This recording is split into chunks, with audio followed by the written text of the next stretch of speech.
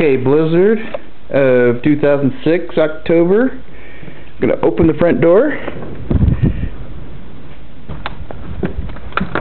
This is trying to get the door open.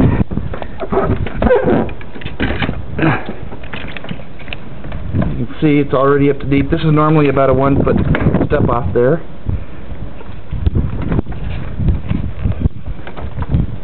You can't see the road. There's the side of my house. There's the scarecrow. My neighbor's house. Snow's piled and drifted all the way up to the side of the house there, almost as high as the electric meter. All the way up, halfway up the tree. You can't see the road. The car across the street is pretty much obliterated with snow. You can see it. It's really bad.